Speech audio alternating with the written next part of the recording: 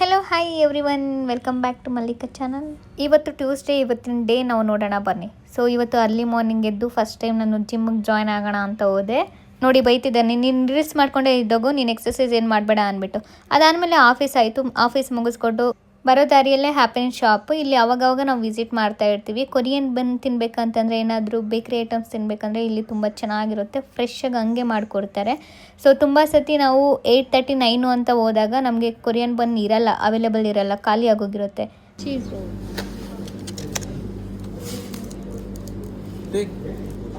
How? Why you like this Korean? Tell me. Korean bun it will filled with cheese, sweet, some Italian flavors. Italian flavor. Some Korean flavors. Like Korean flavor cheese with the sweet. Mm-hmm. This one? ಇಲ್ಲಿರೋ cheese ಮೇಲೆ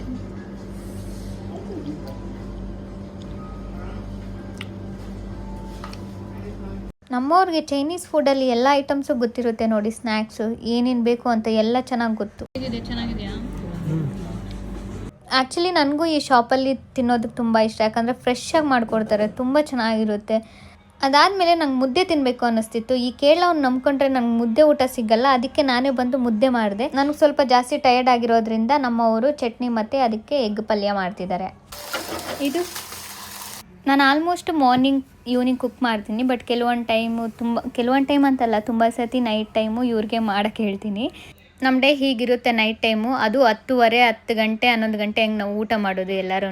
ನಾನು ಬಂದಮೇಲೆ ಇವರು ಮುದ್ದೆ ಊಟ ತಿಂತಾ ಇರೋದು ಹೇಳಬೇಕು ಅಂತ ಅಂದರೆ. ಆದರೆ ನನಗೆ ಇಲ್ಲಿ ಅಮಾವಾಸ್ಯೆ ಹುಣ್ಣಿಮೆಗೆ ಮುದ್ದೆ ಊಟ ತಿನ್ನೋ ಥರ ಫೀಲ್ ಆಗುತ್ತೆ.